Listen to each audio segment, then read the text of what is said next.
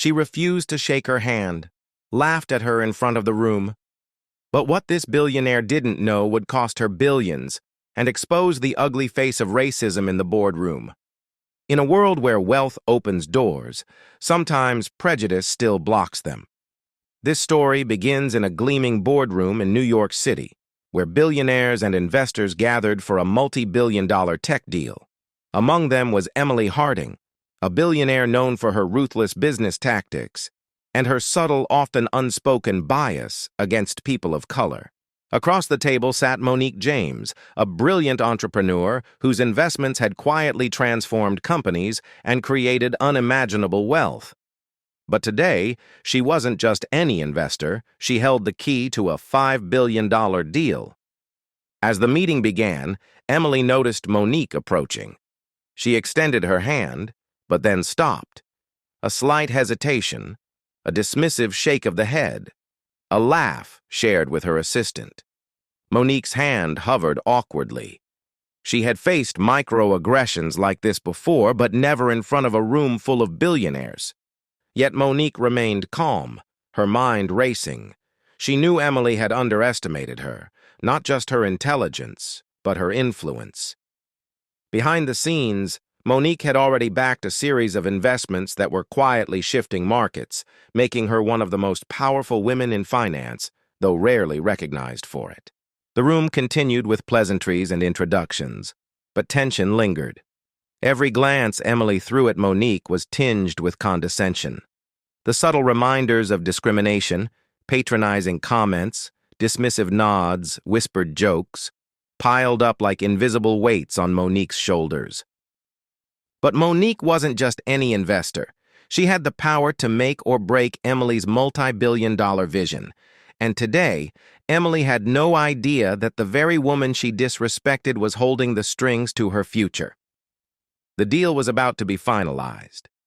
Emily, confident in her dominance, continued to underestimate Monique's influence. Then came the shocking revelation. The $5 billion deal was backed entirely by Monique's fund. Every board member looked toward Emily, who was now staring at the contract with disbelief. For the first time, Emily realized that her prejudice had blinded her. The woman she refused to shake hands with had the power to decide her empire's future. Monique's calm voice cut through the tension. "I think you'll find our investment terms very favorable, if handled with respect." The room went silent. The billionaire's arrogance had met the quiet strength of someone she tried to demean.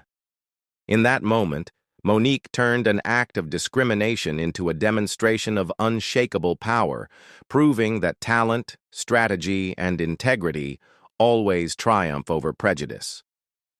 Word of the incident spread quietly at first. Then people started noticing the truth. They were shocked not just by Emily's behavior, but by Monique's decisive response. Investors praised her strategic brilliance.